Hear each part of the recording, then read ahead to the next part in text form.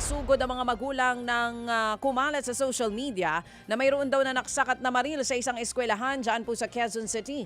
Sa isang video maririnig na napaiyak ang mga estudyante dahil nga sa takot na narinig daw galing sa pamamaril. Sa gitna po yan ng kumalat na social media post na may nanaksak daw na miyembro ng fraternity sa kanilang eskwelahan. Agad na nag-imbestiga ang Quezon City Police District at napag-alamang, naku po, fake news yan.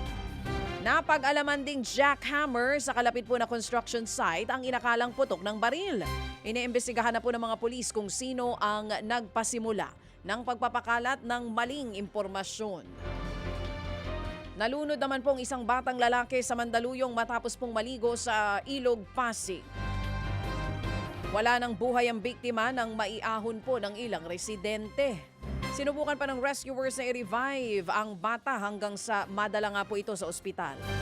Pero huli na ang lahat. Ayon sa barangay, galing eskwelahan ng bata kasama po ang mga kaibigan bago po nangyaring insidente.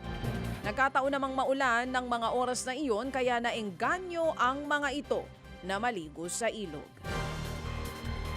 Tinangay naman po ng isang lalaki ang higit 100,000 pisong halaga ng mga piyesa at tools sa isang auto repair shop dyan po sa Quezon City. Sa kuha nga ng CCTV, makikita po ang pagpasok ng isang lalaking walang suot na pang-itaas sa auto repair shop sa Barangay Commonwealth. Ilang sandali pa, agad niyang isinilid ang mga gamit sa loob po ng isang sako. Makikita rin ang paglabas ng lalaki habang bit-bit ang sako. Nang i-review po ang CCTV, napag-alamang tauhan pala sa shop ang kawatan.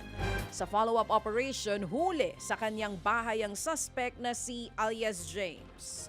3 buwan pa lamang namamasukan ng suspect sa kanyang amo. Maharap po sa reklamong qualified theft ang lalaki. Sa Quezon City pa rin, iimbestigahan po ng Quezon City Council ang konsehal na si Rani Ludovica. Matapos ang umano'y pang-iinsulto nito sa isang enforcer ng Land Transportation Office o LTO.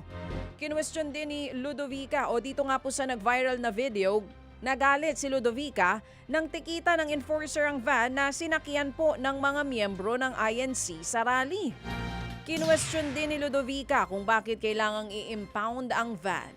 Ayon po sa Quezon City Council, bagamat may karapatan naman ang mga opisyal na magkwestiyon, dapat laging isinasagawa po ng may paggalang, profesionalismo at lubos na pagpapahalaga sa dignidad ng ating kapwa.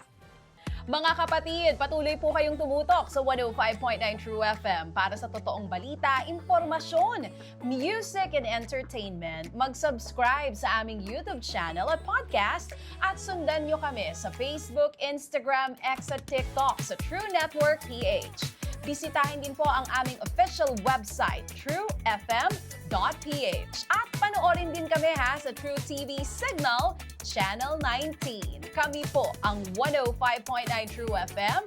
Laging true sa'yo, kapatid.